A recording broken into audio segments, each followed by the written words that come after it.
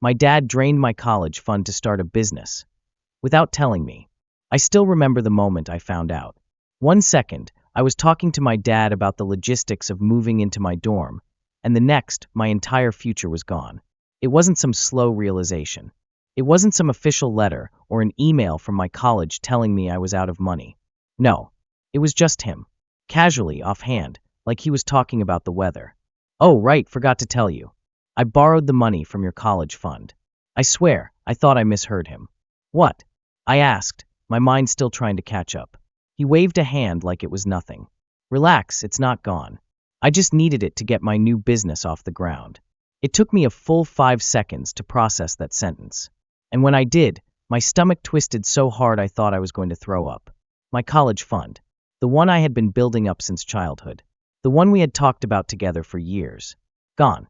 I gripped the edge of the kitchen table. "You borrowed it? What do you mean you borrowed it?" He sighed, like I was being dramatic. "I mean, I took it out. For my business. I'll make it all back."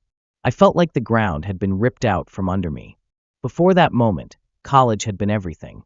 I'd worked my ass off for this. I had been dreaming about college since middle school. Planning, researching, applying. My entire life had been about getting to this moment. And my dad? He'd been part of it. He'd been right there with me, helping me look at schools, talking about career paths, giving advice on applications. When I got accepted, he had smiled so wide, clapped me on the back, and told me how proud he was. He had promised me we had the money, that I would be able to focus on my studies, that I wouldn't have to stress about tuition or books, or working too many hours while studying. He reassured me every step of the way. And the entire time, he had already taken the money. The fund I worked my whole life for. I wasn't some rich kid whose parents set up a college fund and never thought about it again. I had been adding to it myself since I was old enough to work. Babysitting, mowing lawns, cleaning gutters for neighbors, taking on part-time jobs in high school. Every spare dollar I made, I put into that fund. Because my parents had drilled it into me that education was the key to a better life. And now my dad was sitting across from me, shrugging it off like it was nothing. The casual bombshell that ruined everything. I forced my voice to stay calm. Okay, so how much did you take?" He had the nerve to laugh. All of it. Every cent." I could feel my heart hammering in my chest. "And when were you going to tell me?" He waved me off like I was overreacting. "I don't know. It's not like it's a big deal. I almost lost it right then and there. Not a big deal. I had just lost my entire future, and he was acting like I had misplaced my car keys. I took a deep breath, my hands shaking. How am I supposed to pay for college now? He blinked at me, genuinely confused. Just take out student loans. Like that was nothing. Like it was normal. Like I hadn't spent years working, saving, doing everything right to avoid exactly that. Like he hadn't stolen from me. I stared at him, my mouth dry. "You promised me," I said, barely above a whisper. "You promised the money was safe." And do you know what he said? He laughed. "You'll figure it out," he said, like this was a fun little life challenge. It's not the end of the world. It was the end of my world. I don't even remember the rest of the conversation. I think I stood up. I think I yelled. I might have even cried. But none of it mattered. Because his decision was final. The money was gone. And the worst part, he didn't even feel bad. There was no guilt. No regret. He acted like I was inconveniencing him by being upset. Like I was an idiot for thinking I'd actually get to use my own money for my own future. The sickening realization. I left the house in a daze. I don't even remember getting in my car. But I remember one thought, playing over and over in my head. He was never planning to tell me. He had sat there for months, talking with me about my future, smiling, nodding, acting like we were in this together. And the entire time, he knew. He knew he had already taken the money. He knew there was nothing left. And he was just waiting for me to find out on my own. Like it was no big deal. Like it didn't matter. Like I didn't matter. And now, I was completely screwed. The tuition deadline was in a few weeks. I didn't have time to get loans in place. I couldn't afford the school I had been planning for since I was a kid. I had to drop out before I even started.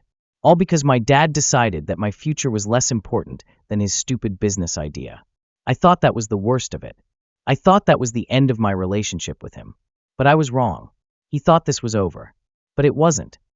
A childhood of believing in him. When I was little, my dad was my hero. I believed every story he told, every promise he made. And God, he made a lot of promises. When I was 5, he told me we were going to be rich someday. When I was 8, he told me he had $1 million idea. When I was 10, he said he was going to buy us a house so big I could have a whole floor to myself. And when I was 12, he told me, "Your college fund is the most important thing. I'll never touch it." I believed him. I think I had to. The dreamer and the one who held everything together. My mom was different. She was practical, responsible, the kind of person who made sure bills got paid and food was on the table. But my dad? He was a dreamer. And at first, that didn't seem like a bad thing. He was the fun parent.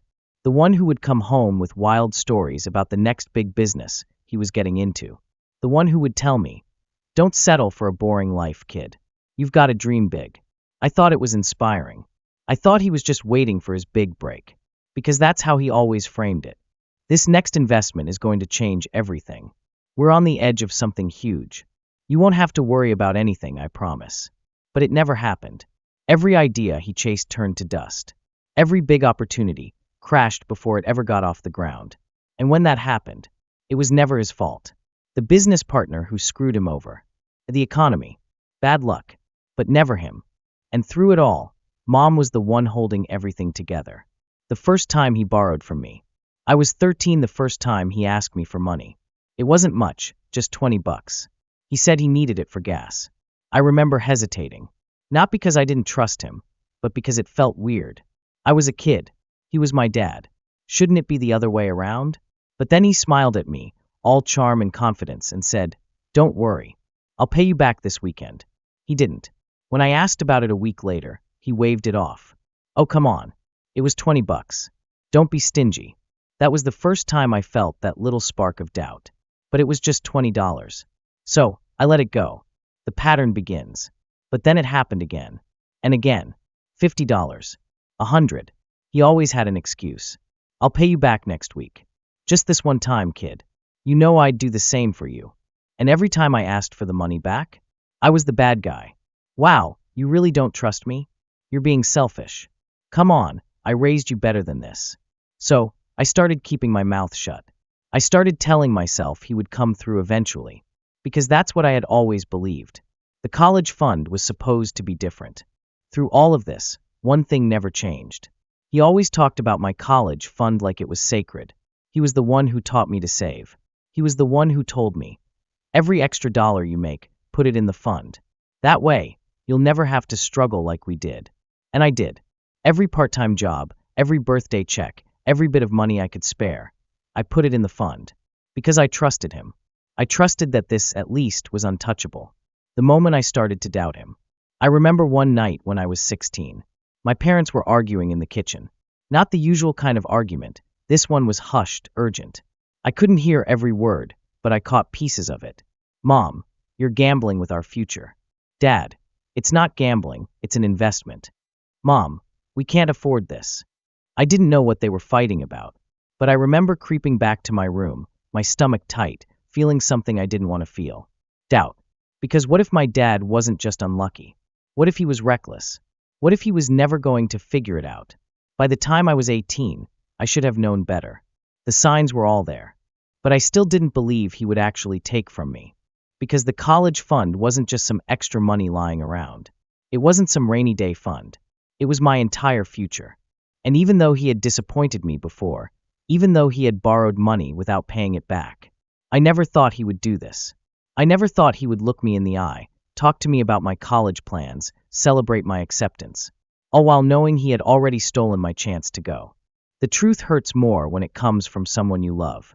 People talk about betrayal like it's this sudden, shocking thing. But that's not how it feels when it's someone you love. When it's your own father. It's slower. Messier. It's every ignored red flag, every excuse you accepted, every lie you told yourself to keep trusting them. I didn't just lose my college fund that day. I lost the version of my dad I had been holding on to. I lost the belief that he was ever going to change. I lost the idea that he cared about me more than he cared about his own ego. And the worst part, he didn't even think he had done anything wrong. That's what broke me. Not just that he took the money. Not just that he lied. But that he genuinely thought I should just accept it. that I should be grateful for the lesson, that I should be fine with working myself to death because of his choices. And for the first time in my life, I realized I wasn't going to be able to fix this. I wasn't going to be able to change him. I wasn't going to be able to make him see what he had done, because he didn't want to see it. And that hurt more than anything else. And the worst part, it wasn't over yet. The immediate aftermath. The day after my dad casually admitted he had drained my college fund, I woke up still half convinced I had dreamed it. Because it didn't feel real. It didn't feel possible that someone could do something that devastating, then just go about their day like nothing had happened. But when I walked into the kitchen that morning, he was sitting at the table, drinking coffee, scrolling on his phone like he didn't have a care in the world. Like everything was fine. Like he hadn't just destroyed my future. I stood there, staring at him, waiting for something. An apology. An offer to fix things. Some acknowledgement of what he had done. But all he said was, "You should start looking at loan options today. You don't want to miss deadlines." Trying to salvage my future. I tried. I spent the entire day looking up student loans, trying to figure out if I could still make it to my dream school. But the numbers were horrifying. The loans would barely cover tuition, let alone living expenses. And I'd have to work full-time while studying just to survive. Even if I did it, even if I somehow managed to scrape by, I'd be graduating with a mountain of debt. The whole point of the college fund was to avoid this exact situation. And my dad had taken that from me. The college call that broke me. I called my college's financial aid office. I told them what happened, how I had the money, how it had been stolen from me by my own father. I don't know what I expected. Some kind of sympathy. A solution. But all I got was the same cold, professional response. "I'm sorry to hear that, but without proof of funds, we can't proceed with your enrollment." That was it. One moment, I was a student at my dream school. The next, I wasn't. Telling my mom. I don't know why I thought she didn't know. Maybe because she hadn't said anything. Maybe because I wanted to believe that if she had known, she would have stopped him. But when I told her, I saw it in her face. The way she looked away. The way she sighed like she had been dreading this moment. She knew. And she hadn't stopped him. That hurt almost as much as what he did. I couldn't even speak at first. I just stared at her, my whole body numb. "How could you let this happen?" Her voice was soft. "It wasn't my decision." That made me snap. It wasn't his decision either. It was my money. It was my life. And all she could say was, "I'm sorry." I didn't want sorry. I wanted her to fix it. But she just stood there, looking exhausted, and said, "Your father, he really believed this would work." I almost laughed. "You think that makes it better?" Confronting him, and realizing the truth. I couldn't let it go. That night, I confronted him again. I walked straight into the living room where he was watching TV, stood in front of him, and said, "You need to fix this." He barely glanced at me. "I already told you, you'll figure it out." "No. I'm not going to figure it out. You stole from me. You need to fix this." He sighed dramatically, like I was being such a burden. "I can't just conjure money out of thin air." I could feel myself shaking. "Then sell your car. Sell your stuff. Get a second job. Do something." He scoffed. "I'm not selling my car. I need it for work." That was when it hit me. He never intended to fix this. He never even considered trying. He wasn't sorry. He didn't feel guilty. To him, this was already over. He had made his decision. And I was supposed to just accept it. The job I never wanted. That week, I started working full-time at a local diner. I didn't have another choice. If I couldn't go to school, I had to at least make money to support myself. It was humiliating. I had gone from planning my first semester at college to scrubbing plates and serving coffee to people who had futures. And my dad? He acted like nothing had changed. He still talked about his business like it was the greatest thing ever. He still spent hours online researching investments. He still had the nerve to give me life advice, while I came home exhausted from a double shift. And the worst part, I still wanted him to care. I still wanted him to look at me and see what he had done, but he never did. His business collapses, and he comes crawling back. It took 3 months for his brilliant business idea to crash. 3 months before he started missing payments. 3 months before the debt collectors started calling. 3 months before the reality he had been ignoring finally caught up to him. And guess who he turned to when it all went to hell? Me. "I need your help." He said it so casually, like we were talking about borrowing a cup of sugar. I didn't say anything at first. Just stared at him, waiting for him to realize how insane this was. But he didn't. He actually thought I was going to bail him out. He actually thought I still owed him something. "You can take out a loan," he said. "Just a small one. Just enough to keep things going." And that's when I finally snapped. The moment I let him go. I laughed. I laughed so hard I almost couldn't breathe. Because this was it. This was who he really was. A man who could steal his own child's future, watch them struggle, and still think they should save him. I took a deep breath, looked him in the eyes, and said the words that set me free. "You already took everything from me. Figure it out yourself." And I walked away. I thought that was the end of it. I thought he'd finally hit rock bottom. But I was wrong. Because he still hadn't learned his lesson. The guilt trip begins. After I told my dad to figure it out himself, I expected him to get angry, to explode, to call me ungrateful. But he didn't. Instead, he switched tactics. The next morning, my mom sat me down at the kitchen table. She looked tired, sad, and I already knew what was coming before she even opened her mouth. "He's your father." I let out a hollow laugh. "That's all you've got?" She sighed. "I know he messed up, but he's in trouble. He's losing everything." I shrugged. "Not my problem." She flinched, like I had slapped her. "You don't mean that." I looked her dead in the eye. "Yes, Ido." Because I did. I meant every word. For years, I had let him take from me my trust, my money, my future. He had stolen from his own son. And now, because his grand plan had fallen apart, I was supposed to just forgive and forget? No, not this time. He starts burning bridges. At first, he tried to play the victim. He called every family member he could, spinning the story his way. He made me sound cold, selfish, ungrateful. He's letting me drown. I did everything for him, and this is how he repays me? He's my own son, and he won't even help me. At first, some people bought it. I got texts from relatives, some gentle, some furious. "He's your father. Don't let money come between you. You'll regret this one day. How can you just abandon him?" And every time, I had to bite my tongue. Because if I said the truth, if I told them that he had stolen from me, that I had to drop out of school because of him, that he had never even apologized, I would just sound like I was making excuses. And he knew that, because he had spent his whole life playing the victim. But then people started finding out the truth. At first, it was just my mom who knew the full story. Then a cousin found out. Then an uncle. And little by little, my dad's version of the story started falling apart. Because once people actually knew what he had done, they stopped defending him. The texts stopped coming. The calls slowed down. The people who had loaned him money before suddenly weren't picking up the phone, because they realized he wasn't the victim. He was the problem. And for the first time in his life, he had no one left to manipulate. The last desperate call. I thought that was it. I thought he would just fade away, finally forced to deal with the consequences of his own actions. But then one night, my phone rang. It was him. I stared at his name on the screen for a long time. Then, against my better judgment, I answered. His voice was quiet, tired, not angry, not demanding, just small. "Hey kid." I didn't say anything. He sighed. "I messed up." That was the closest thing to an apology I had ever gotten from him. But it wasn't enough, because I knew what was coming next. "I need help." There it was, the real reason for the call. Not because he missed me, not because he wanted to make things right, but because he had nowhere else to go. He had burned every bridge. The final choice.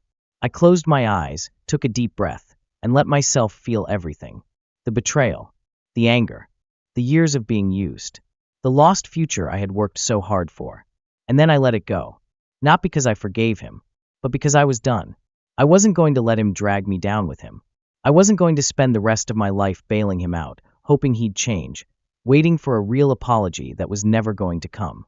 So I exhaled, opened my eyes, and said the words that finally set me free. "I can't help you." Silence. Then a bitter chuckle. I figured. And that was it. I hung up. I deleted his number.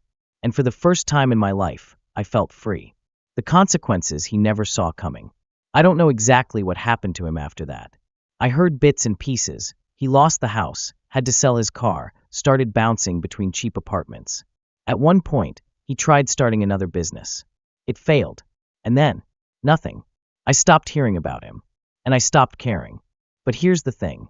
People always say you'll regret cutting off family. That one day, you'll wake up and wish you had done things differently. That hasn't happened. Not once. Because I finally understand something I should have realized a long time ago. Some people will never change. Some people will take and take and take until there's nothing left. And the only way to survive is to walk away. So, was I wrong for letting him lose everything? No, I was right. And I'd do it again.